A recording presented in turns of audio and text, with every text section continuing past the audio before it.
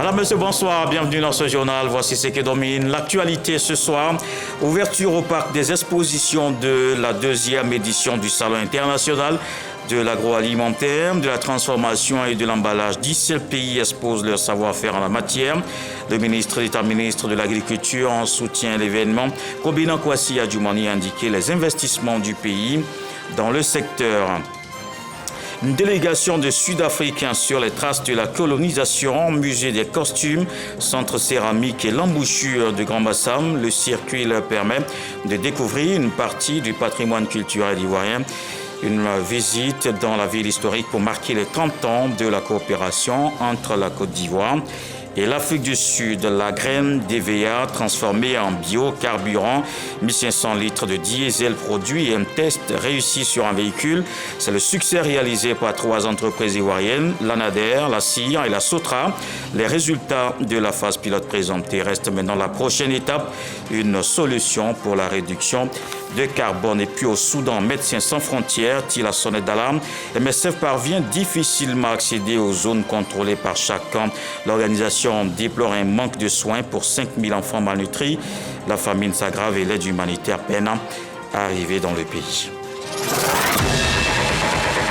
Une publication pour relever les actions de développement économique, de rassemblement, de cohésion sociale et de solidarité. Un engagement et une gouvernance de rupture, dit-il, naissait passe au peigne fin la gestion du président de la République. Alassane Ouattara, l'homme de rupture. L'auteur est l'invité de la page culture ce soir. Bonsoir, docteur Paul Dakuyo. Bonsoir. Très heureux de vous recevoir et je dois également préciser que vous êtes député de Bouaké commune et enseignant à l'université Alassane Ouattara de la même ville. On parle de cet ouvrage, Alassane Ouattara, l'homme de rupture, dans quelques instants, une trentaine de minutes seulement, le temps de faire le tour de l'actualité et vous restez avec nous. La deuxième édition du Salon des technologies de l'alimentation et de l'emballage tenu au Parc des Expositions. Des exposants de 17 pays ont présenté des produits et des solutions adaptées au marché ivoirien et de la sous-région. Le ministre d'État, ministre de l'Agriculture, a ouvert l'événement. Didier Nguessan. Ils viennent d'Allemagne, d'Autriche, de Chine ou encore de la Côte d'Ivoire. Ces professionnels de l'agroalimentaire, de la transformation et du packaging se sont donné rendez-vous au Parc des Expositions. Au travers des stands, ils présentent les innovations et les dernières technologies concernant leur secteur au Salon de l'agroalimentaire. Avec la Côte d'Ivoire, avec un volume d'échange de 11 milliards de dollars, la Côte d'Ivoire est le plus grand marché alimentaire d'Afrique de l'Ouest, devant le Nigeria avec 9 milliards de dollars. Si la Côte d'Ivoire se hisse aujourd'hui au 2e rang des pays africains producteurs d'emballage, c'est bien grâce aux efforts du gouvernement. Le ministre d'État, ministre de l'Agriculture et du Développement rural, Kobina Kwasi Adjoumani, pense que le secteur de la transformation et de l'emballage va lutter efficacement contre la cherté de la vie. Plus de 30 à 40% de nos productions n'arrivent pas à la consommation faute de transformation et de conservation.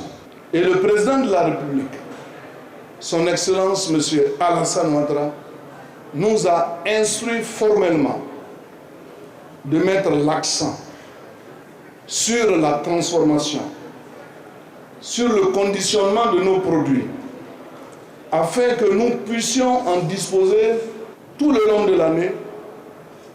Et de cette façon, on ne parlera plus de pénurie, on ne parlera pas non plus de vie chère. Le Salon international de l'agroalimentaire, de l'industrie et de l'emballage est complété par un programme de conférences de haut niveau avec des tables rondes. L'agro-industrie, il faut désormais noter ce succès. La graine d'EVA transformée en carburant, les tests sont bons. Ce biocarburant fait bien tourner les moteurs diesel. La phase pilote est terminée, reste la vulgarisation. C'est le fruit des travaux d'un consortium. 3 entreprises ivoiriennes, l'ANADER, la SOTRA et la CIR. Des détails avec Dangui Dangui. Des graines d'EVA transformées en biocarburant, précisément en biodiesel. La phase pilote de ce projet, porté par un consortium de structures, notamment le ministère de l'Agriculture et la Société ivoirienne de raffinerie ici, s'est soldée par un succès, avec à la clé une production 2500 litres de biodiesel. C'est avec ce carburant bio que ce bus de la Sotra, société de transport abidjanaise, a roulé durant 22 jours, parcourant plus de 3000 km avec moins d'émissions de gaz carbonique de l'avis des promoteurs de ce projet. Nous avons voulu valoriser ce qu'on appelle les sous-produits, maintenant qui sont des produits à la limite pour nous, là, pour pouvoir, comme je le dis, améliorer les revenus de nos exploitants agricoles. L'objectif recherché est effectivement de contribuer à réduire l'empreinte carbone de la Côte d'Ivoire, qui a pris des engagements au niveau international de réduire son empreinte carbone de façon significative à l'horizon 2030. Se pose maintenant la question de la production industrielle de ce biodiesel à base de graines d'EVA, non seulement pour lutter contre le réchauffement climatique, mais aussi pour créer des ressources additionnelles pour les producteurs d'EVA. L'ambition, elle est grande, c'est d'arriver à la phase d'industrialisation. En la matière, je crois que la Côte d'Ivoire a déjà les atouts. Je pense que la Côte d'Ivoire a une politique qui est déjà toute tracée pour pouvoir permettre l'industrialisation de ce produit. Le passage de la phase pilote à la phase industrielle de la production de ce biocarburant devrait permettre à terme à la Côte d'Ivoire d'atteindre son objectif de réduire d'ici 2030 ses émissions de gaz à effet de serre de 30,41% dans le cadre des contributions déterminées au niveau national. Au niveau national, il y a en ce moment, vous le savez, des réformes dans le domaine de la construction et du foncier, des changements que le ministre Bruno Nambagné-Koné explique aux Ivoiriens en Autriche. Il a rencontré la diaspora ivoirienne et les consuls honoraires pour également parler de la situation sociopolitique en Côte d'Ivoire. Envoyé spécial à Vienne, Sephora Zegui. C'est dans le quartier de Moutgassé 13 à Vienne, au siège de l'ambassade de Côte d'Ivoire en Autriche, que le ministre Bruno Koné a rencontré les représentants de la diaspora ivoirienne. Le chef de la délégation a fait un tour d'horizon de l'actualité sociopolitique en Côte d'Ivoire. Bruno Koné a rassuré les membres de la communauté ivoirienne ainsi que les consuls honoraires de la stabilité macroéconomique, politique et sécuritaire du pays grâce au leadership du président de la République, Alassane Ouattara. Autre sujet abordé, les dernières réformes entreprises au sein du ministère de la Construction, du Logement et de l'Urbanisme pour sécuriser les transactions foncières. La Côte d'Ivoire est en bonne santé, et tous les signaux sont au vert. Nous voulons vraiment dire notre satisfaction d'avoir partagé ce moment avec Monsieur le ministre qui vient nous conforter dans la position que nous savions déjà. Au niveau de la construction, au niveau de l'urbanisation, tout est sécurisé maintenant. Et ça, c'est très bien entendu avec maintenant cet avènement de l'ADU, que c'est une bonne porte de sortie pour nous et que nous savons aujourd'hui que l'État sécurise nos acquis. Dans une ambiance conviviale, le ministre Bruno Koné, qui s'est prêté aux questions de ses compatriotes, les a invités à faire confiance au président de la République. La Côte d'Ivoire, comme vous le savez, sous l'égide du président Alassane Ouattara, est un pays attractif, est un pays en paix, est un pays en sécurité, est un pays dont l'économie est dynamique, est un pays envié par beaucoup d'autres pays africains. Aujourd'hui, nous avons tenu à le dire à tous nos interlocuteurs, qui, je dois le dire, en réalité, le savaient parce qu'ils suivent l'actualité de notre pays. L'ambassade de la Côte d'Ivoire en Autriche couvre 8 circonscriptions diplomatiques, à savoir la Roumanie, la Croatie, la Slovénie, la Moldavie, la Hongrie, la Slovaquie, la Bosnie-Herzégovine et la Serbie. Et sur place ici, le gouvernement vient d'arrêter des mesures suite au remous suscité par le déguerpissement des populations installées dans la forêt classée de Bonon. Les frais de scolarité des élèves impactés seront pris en charge et les jeunes vont recevoir des financements pour leurs projets. Il est également envisagé de trouver un site définitif de recasement. C'est le ministre Amédée Kofi Kwaku qui est allé donner la nouvelle à Bonon. Mahama Traoré. La situation des populations déguerpies de la forêt Saudefort du département de Bonon préoccupe l'association des élus et cadres du Grand Centre pour le développement ACCD RHDP. À la tête d'une forte délégation, son président Amédée Kofi Kwaku se rend sur les lieux pour échanger avec les populations concernées. Avec le soutien du ministre d'État Jeannot Soukouadio, il dit être venu apporter le soutien du chef de l'État. Votre problème, il est délicat, il est complexe, mais ça va aller. comme on dit en Côte d'Ivoire ici. Cette opération de libération de la forêt sous des forts de Bonan concerne 42 campements, dont 12 déjà évacués le 18 septembre dernier. Suite au remous suscité, le plaidoyer mené par la CCD RHDP auprès du chef du gouvernement a débouché sur une série de mesures en faveur des impactés. Des dispositions ont été prises pour que les enfants puissent être scolarisés, pour ceux qui ont été déguerpis, ils puissent avoir le minimum pour nourrir leur famille. Mais surtout, le Premier ministre a insisté pour qu'une solution définitive soit trouvée pour le recasement de ces populations-là. Le Premier ministre a souhaité que, comme ils ont leur récolte dans les plantations, il faut qu'ils aillent récolter cela pour permettre à ce qu'ils se nourrissent. Ces engagements du gouvernement ont de quoi rassurer les populations. Toutes les populations impactées de ce défort, à leur tête, leurs chefs respectifs, vous prie de traduire toute leur reconnaissance et infinie gratitude au président de la République, son Excellence M. Alassane Ouattara, qui a bien voulu autoriser la suspension du déguerpissement depuis le 18 septembre 2024. Le suivi et la mise en œuvre des décisions prises seront assurés par le comité de pilotage de cette opération, présidé par le préfet du département de Bonan. Mesure également prise pour former 100 000 bénéficiaires d'ici à 2026. La GFOP vient de lancer son nouveau programme de formation. Il s'agit de passeports compétences. Ce sont des formations de courte durée et d'apprentissage pour les particuliers, les PME et les collectivités locales. La phase pilote va se dérouler dans la région du Sud Comoé. C'est ce que nous dit Didier Nguessan. L'Agence nationale de formation professionnelle, AGFOP, lance un nouveau programme. Dénommé Passeport Compétences, il porte sur les formations qualifiantes de courte durée, l'apprentissage et l'entrepreneuriat adapté aux besoins spécifiques des entreprises et des régions. Ce programme concerne les personnes diplômées, peu ou pas qualifiées, voire en quête de reconversion. Ce programme entend développer les compétences et renforcer les capacités professionnelles des populations dans leur localité en vue de faciliter leur insertion durable sur le marché du travail local et de participer au développement économique des collectivités territoriales. D'ici à fin 2026, 100 000 bénéficiaires sont visés. 95% d'entre eux seront accompagnés à l'insertion en auto-emploi ou en emploi salarié. Un an après sa prise de fonction, la directrice générale de l'AGFOP a aussi dressé le bilan de ses acquis. L'une des actions majeures de ces 12 derniers mois a été l'amélioration de sa notoriété à travers notamment le changement de son identité visuelle, la réhabilitation de ses locaux, la rénovation de son site internet, l'organisation des journées portes ouvertes le 15 juillet dernier, le maillage territorial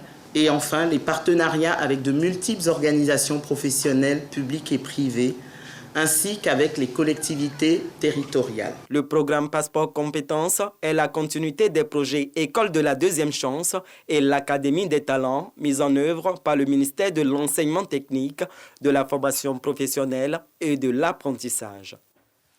Et voici une autre opportunité pour les jeunes diplômés. Le RHDP vient de tenir une journée de l'emploi et de l'entrepreneuriat, des pistes d'insertion proposées à la jeunesse à Treichville, une initiative du secrétariat national en charge de la promotion de l'emploi. Éric Goré. Une journée pour offrir des opportunités aux militants du RHDP en termes d'emploi et d'entrepreneuriat. Le secrétariat national du RHDP en charge de la promotion de l'emploi des militants fait connaître cette structure. Vous savez que les jeunes du RHDP, à l'instar des autres jeunes de Côte d'Ivoire, certains d'entre eux ont besoin d'emploi. Certains ont besoin d'avoir de la formation pour entreprendre et faire de l'auto-emploi, de même que les femmes. Et aujourd'hui, par la volonté donc, du président du parti, le président Alassane Ouattara, il a été créé un secrétariat national chargé de ces questions. Ce secrétariat national entend répertorier toutes les compétences au sein du parti pour les mettre à la disposition de la République de Côte d'Ivoire. Renforcer également les capacités des militants et mieux leur donner régulièrement des informations en lien avec le marché de l'emploi. On voit au niveau du budget, un budget qui s'est multiplié aussi par 4. On voit au niveau des indicateurs macroéconomiques une croissance à 6,5. Donc tout cela est du fait du président Alassane Ouattara et de son gouvernement. Et il est important que cette dynamique économique, cette croissance économique qui crée de l'emploi, qui crée des opportunités, mais pour l'ensemble des Ivoiriens, que nous, au niveau du secrétariat national, nous mettions les conditions, nous formions nos militants, nous les informions, nous renforçons leurs capacités pour que justement ils puissent saisir ces opportunités qui sont créées par le président Alassane Ouattara. Le secrétariat national en charge de l'entrepreneuriat et de l'emploi des militants ajoute que des fonds sont disponibles pour la réalisation des projets des militants. L'actualité politique nous emmène à Bondoukou. Le secrétaire exécutif adjoint du RHDP, Claude Saïssou Moro, remobilise les militants. C'était à l'occasion d'une rencontre de formation dans la ville, un rendez-vous pour préparer les enjeux à venir. Abdoulaye Koné. À Bondoukou, Claude Saïssou Moro, secrétaire exécutif adjoint du RHDP, exhorte les militants à la discipline et à la mobilisation face aux défis politiques de 2025. Selon lui, la vision du président Alassane Ouattara, axée sur la paix et la stabilité, doit être soutenue afin d'assurer l'avenir du pays. Le président Alassane Ouattara a fait le choix de la politique qui évite la brutalité, le désordre, le mensonge et la propagande gratuite. Or, la paix, la stabilité, ça ne s'achète pas. Ça se construit, ça s'élabore. Voilà le président Alassane Ouattara. Il a mis les solidarités au cœur de la République et il a fondamentalement souhaité que notre démocratie demeure une démocratie fraternelle. Cette réunion qui rassemblait les cadres politiques de Bondoukou visait également à préparer les militants à l'inscription sur les listes électorales, un élément clé pour les prochaines échéances. Et allons à Toumoudi, 1500 jeunes viennent de recevoir chacun un permis de conduire. Ils ont été formés dans une auto-école de la ville. L'action menée à Toumoudi va se poursuivre dans d'autres localités. C'est l'engagement de la Fondation pour l'égalité qui veut aider les jeunes du pays. Khalid Diomandé. Pour l'autonomisation de la jeunesse de Toumoudi, la Fondation Égalité sort le grand jeu en initiant un programme d'octroi de permis de conduire à 1500 jeunes. Un projet longtemps attendu par les bénéficiaires. C'est vraiment un bon projet parce que moi-même, il y a longtemps que je cours après le permis, mais à défaut de moyens financiers, ça m'a retardé. Et maintenant, je suis sur l'occasion. Et grâce à cela, je pourrais exercer une activité. Dans notre entreprise, il est exigé d'avoir un permis. Je suis très content de ce qu'on nous offre cette opportunité d'avoir le permis. Cadeau. Ces jeunes seront encadrés dans 3 auto-écoles locales jusqu'à l'obtention de leur permis de conduire. La Fondation Égalité et ses partenaires espèrent à travers ce programme réduire le taux de chômage. C'est une réponse à l'autonomisation des jeunes. C'est une action qui permettra de soutenir la lutte contre le chômage, l'insécurité et les inégalités. Et je pense que les activités prochaines seront au niveau de Mans, ensuite Korogo, ensuite Dabo. Nous allons parcourir toute la Côte d'Ivoire. Dans la droite ligne de ces actions sociales, la Fondation Égalité profite de cette mobilisation des jeunes pour initier une opération de don de sang. Celle-ci vise à soutenir les efforts du Centre national de transfusion sanguine, dont les besoins annuels sont estimés à 250 000 poches de sang. De Toumoudi, allons dans le nord du pays, à Kong. Le conseil municipal dégage les priorités. La ville historique entend initier des assises pour les jeunes et les femmes.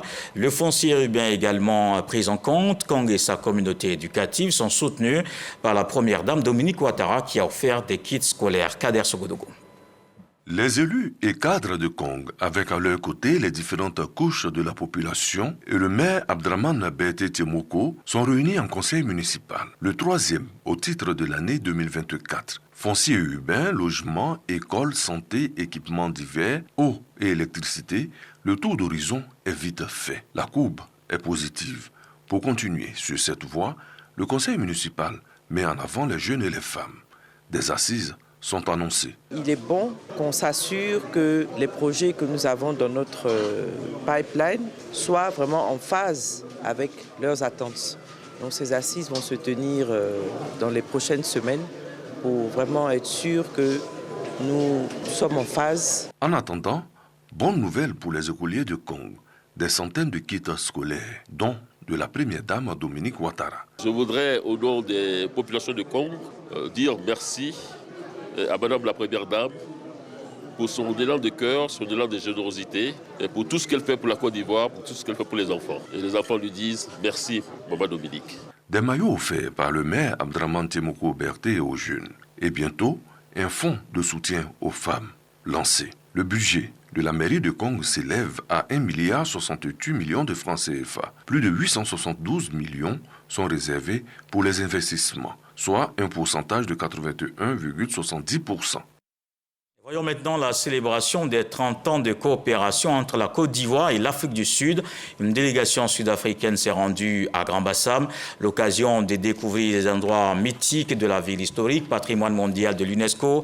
Les Sud-Africains ont visité le musée du costume, le centre céramique et l'embouchure de Grand-Bassam. Ils ont eu une idée des traces coloniales et une partie du patrimoine culturel du pays. Khalid Diomandé, Sylvain Singuessa. À son arrivée dans la ville historique de Grand-Bassam, la délégation sud-africaine est accueillie par des danses traditionnelles.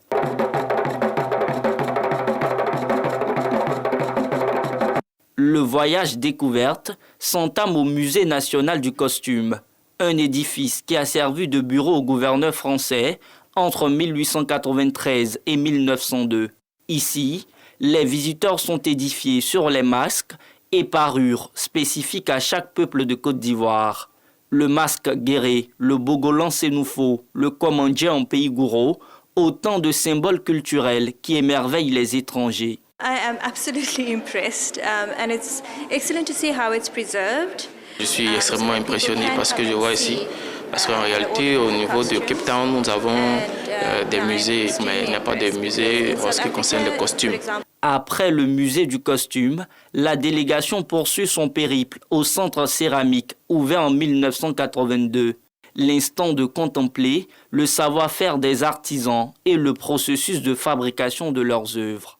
Cette visite, qui s'inscrit dans le cadre de la coopération ivoiro-sud-africaine, s'achève à l'embouchure de Grand-Bassam. La délégation hôte affiche sa satisfaction. Oui, on est satisfait quand on voit, n'est-ce pas, l'habillement, les traditions, les danses culturelles qui sont les réalités de la Côte d'Ivoire. Ça nous donne un plus, n'est-ce pas, dans notre connaissance touristique de l'Afrique. Et il était donc important pour nous de leur faire découvrir la ville historique de Grand-Bassam, qui est une ville qui a été inscrite au patrimoine immatériel de l'UNESCO. Nous avons vu l'intérêt qu'ils ont porté à avoir toutes ces maisons coloniales et je pense que notre mission a été accomplie. Avant cette visite, la Côte d'Ivoire et l'Afrique du Sud ont célébré 30 ans de relations diplomatiques. Une célébration marquée par un forum économique tenu le 7 octobre 2024. Et notre coopération célébrée, c'était à l'occasion du 532e anniversaire de la fête nationale du Royaume d'Espagne, ce jeudi à la résidence de l'ambassadeur. Des présidents d'institutions, membres du gouvernement et diplomates ont célébré l'événement. Une occasion pour réaffirmer l'excellence des relations entre les deux pays. Julien Gogo, Sidonie Davila. La commémoration de la fête de l'Espagne, célébrée chaque 12 octobre, fait référence à la découverte de l'Amérique par Christophe Colomb en 1492. Cette année, le Royaume d'Espagne célèbre le 532e anniversaire de l'histoire du pays et met en avant le partenariat solide que l'Espagne entretient avec la Côte d'Ivoire. Cette stratégie fournira des outils pour renforcer la traditionnelle relation d'amitié entre l'Espagne et la Côte d'Ivoire, dont le bilan des 60 dernières années est certainement très positif. La Côte d'Ivoire et le Royaume d'Espagne entretiennent d'excellentes relations diplomatiques depuis avril 1964. Une coopération qui ne cesse de se renforcer, selon le ministre des Affaires étrangères. La coopération ivoiro-espagnole se porte bien.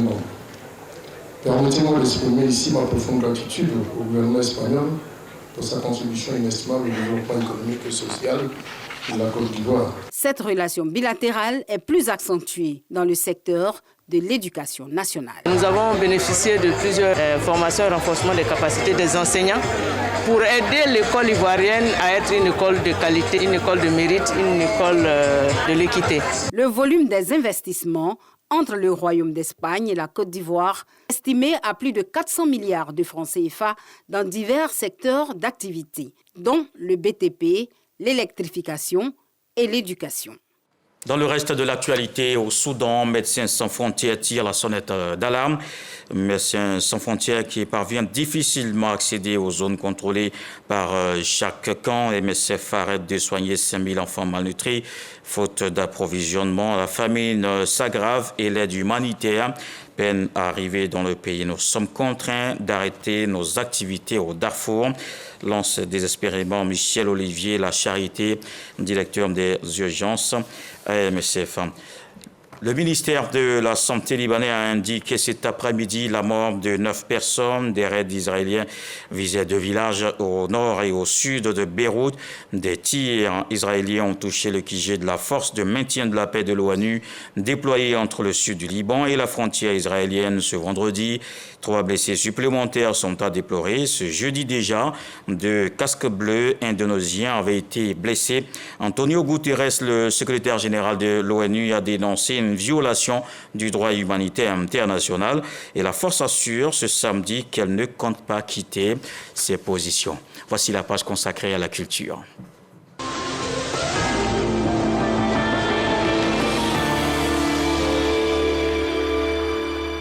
Bientôt un palais de la culture à la hauteur de toutes les attentes à Abidjan, un plan stratégique de 3 ans initié par le conseil de gestion. Cet endroit veut se réinventer et rester le lieu privilégié pour tous les rendez-vous artistiques de la capitale économique. Khalil Diomandé. Dans un environnement socio-culturel où la concurrence devient de plus en plus rude, le palais de la culture Bernard Belindadier de Treichville veut se réinventer, accroître sa notoriété et surtout ses parts de marché.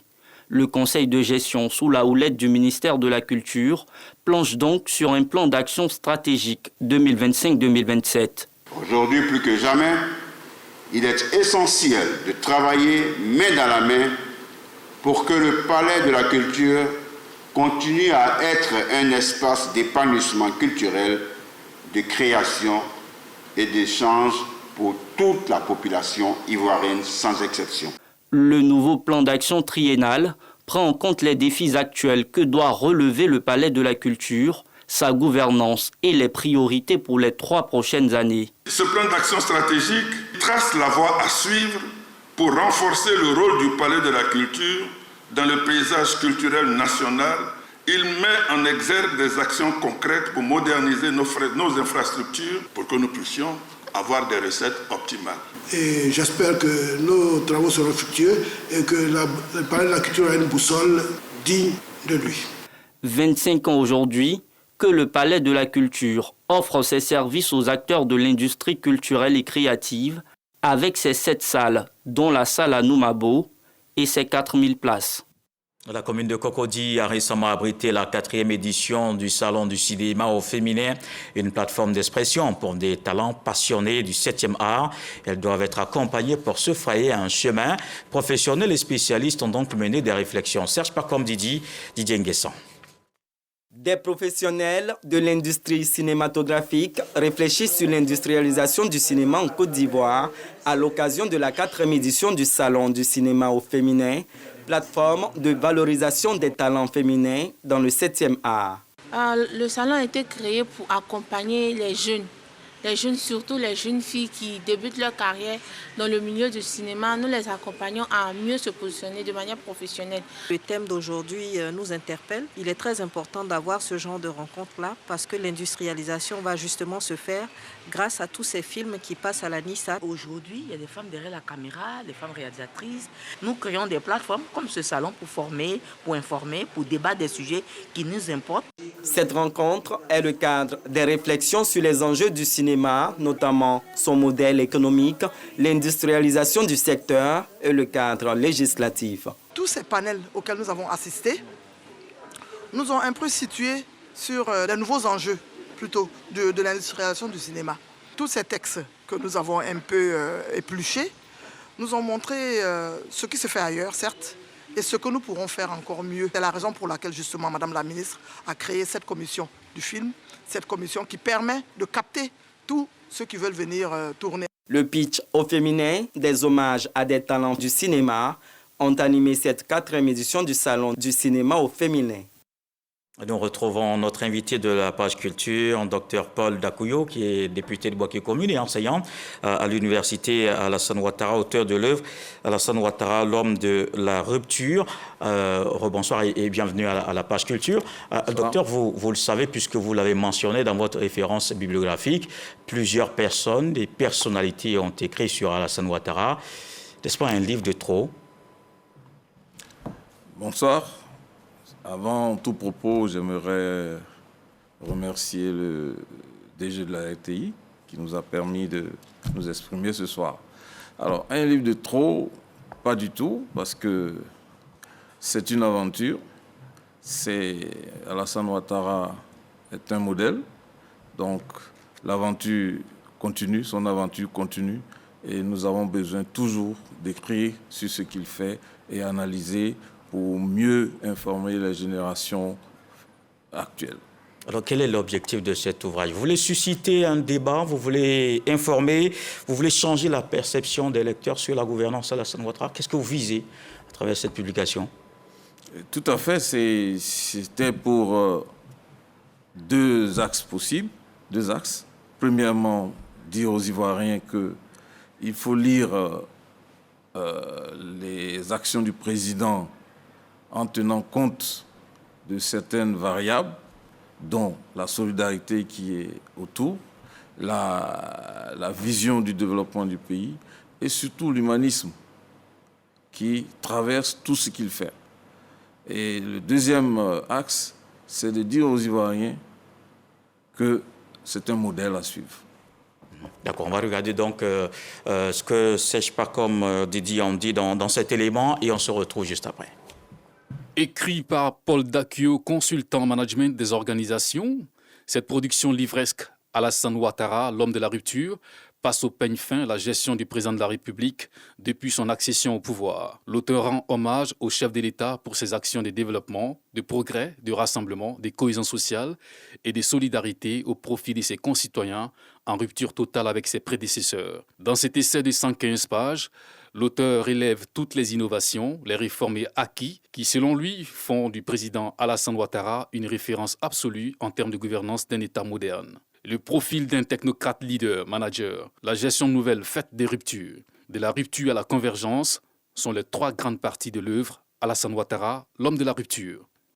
Alassane Ouattara, l'homme de la rupture, justement, dites-nous qu'est-ce qui fait la différence entre Alassane Ouattara et ses prédécesseurs? En quoi c'est donc l'homme de la rupture?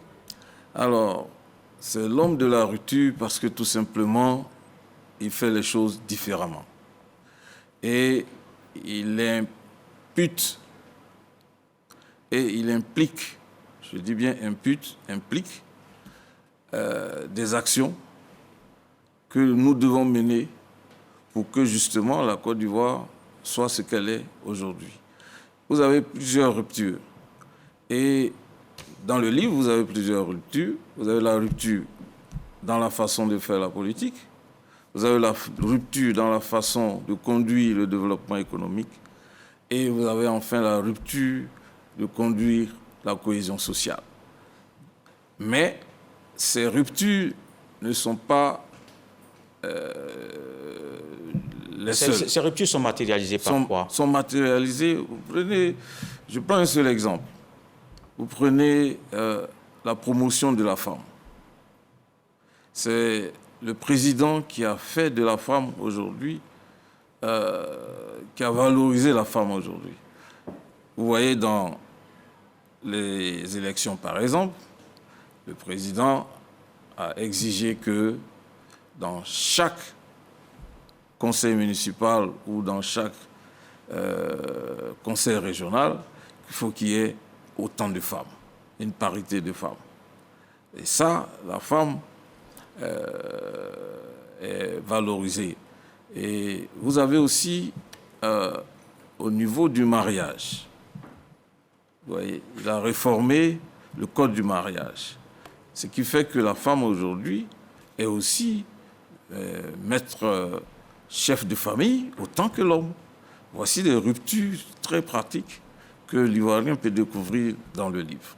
Et en tant qu'économiste, évidemment, vous-même, enseignant à l'université, à l'UFR des sciences de gestion, cette rupture, c'est vrai, elle est au niveau social, au niveau culturel et surtout économique, puisque ça vous intéresse. Oui, directement. Justement, parce que quand il a pris le pouvoir en 2011, il a sorti une phrase, « La Côte d'Ivoire va étonner ». Et c'est cet étonnement qui a suscité même l'écriture du livre. J'ai dit, mais il va étonner dans quel sens? Et j'ai suivi le cheminement jusqu'à aujourd'hui et j'ai vu que cet étonnement est surtout économique. Et aujourd'hui, la Côte d'Ivoire a une croissance qui est au-dessus de celle de la sous-région et qui est au-dessus de celle du monde. Et elle a mis la Côte d'Ivoire sur le toit du monde aujourd'hui. Et vous avez vu que tous les investisseurs, tous les agrégats macroéconomiques sont verts. Ça fait que les investisseurs ont confiance à la Côte d'Ivoire. Et je pense que son objectif de faire de la Côte d'Ivoire un pays émergent se fera grâce à lui. Et c'est pourquoi, justement, vous avez beaucoup d'Ivoiriens qui demandent encore, qui conduisent le navire ivoire vers cette émergence. Oui, justement, puisque vous en parlez, dans la troisième partie, à la page 75 de la rupture à la convergence de vous, et vous dites qu'il sera très difficile pour celui qui viendra après, Alassane Ouattara. Pourquoi? Comment? Pourquoi? Parce que tout simplement, c'est un homme multidimensionnel. Et celui qui viendra, il faudra qu'il le surpasse. Et ce ne sera pas facile. Et donc, ce qu'il devra faire, c'est de suivre ce modèle, faire ce qu'il a fait pour progresser et faire avancer la Côte d'Ivoire. En tant qu'universitaire, pensez-vous qu'il existe des expériences de gouvernance que les futurs leaders, qu'ils soient en Côte d'Ivoire ou même sur le plan africain, peuvent suivre? Il y a des futurs leaders et il y a des leaders passés qu'on peut suivre. On peut citer déjà Houphouët-Boigny, que Alassane Ouattara a essayé de suivre et a essayé d'améliorer. C'est le modèle Houphouët-Boigny que Alassane Ouattara est. Et vous voyez qu'il a créé le RHDP, c'est le creuset qui rassemble toutes les forces vives de la nation pour que justement le modèle Houphouët soit valorisé. En tant qu'ambassadeur du livre, nous étions en mai dernier au Salon international du livre d'Abidjan, au SILA, et vous avez exposé là-bas à l'occasion de SILA 2024. Le président de la République est arrivé à votre stand et il a vu cette publication. Qu'est-ce qu'il vous a dit? Alors, il a dit rupture. Qu'entendez-vous par rupture? Voilà ce qu'il nous a dit. Et je lui ai dit, c'est un axe de lecture que les Ivoiriens devraient explorer. Alors, et certaines critiques pourraient donc dire que votre livre semble un peu élogieux ou se présente comme un soutien. Qu'est-ce que vous pourrez donner comme réponse ou commentaire là-dessus? Je pense que ceux qui pensent comme ça ne voit pas justement les actions du président Alassane Ouattara. C'est un livre bilan. Et un bilan, il est concret. C'est pas faire des éloges. Il a fait, j'ai écrit ce qu'il a fait. Ce qu'il n'a pas fait, je ne l'ai pas écrit. Et donc, qu'il sache que c'est un bilan concret et que palpable par tout le monde et que ce livre doit être, si vous voulez, un livre de chevet des Ivoiriens pour constater concrètement ce qu'il a fait pour nous. Parce qu'il a fait beaucoup pour nous, les Ivoiriens. Alors, y a-t-il de nouveaux éléments qui méritaient d'être ajoutés si vous devez réécrire cet ouvrage? Oui, il y a un nouvel élément qui devait être écrit, parce que nous avons écrit ça avant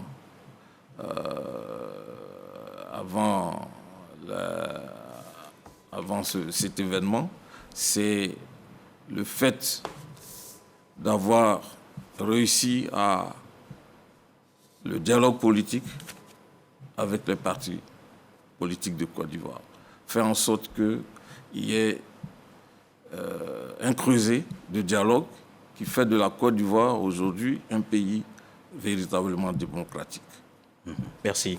Merci, docteur Paul Dakuyo, auteur de l'œuvre Alassane Ouattara, l'homme de la rupture, l'invité de la page culture ce soir. Prochaine étape, peut-être un autre ouvrage, parce que vous êtes à votre troisième publication. Nous sommes à notre troisième publication. La première, c'était un recueil de poèmes négroïdes publié aux éditions Silex à Paris dans les années 88. Et le deuxième, c'était un manuel pour les étudiants sur l'essentiel du management de la force de vente en 2017. Et puis le troisième, qui est Alassane Ouattara, l'homme de la rupture, qui est un essai politique, un essai.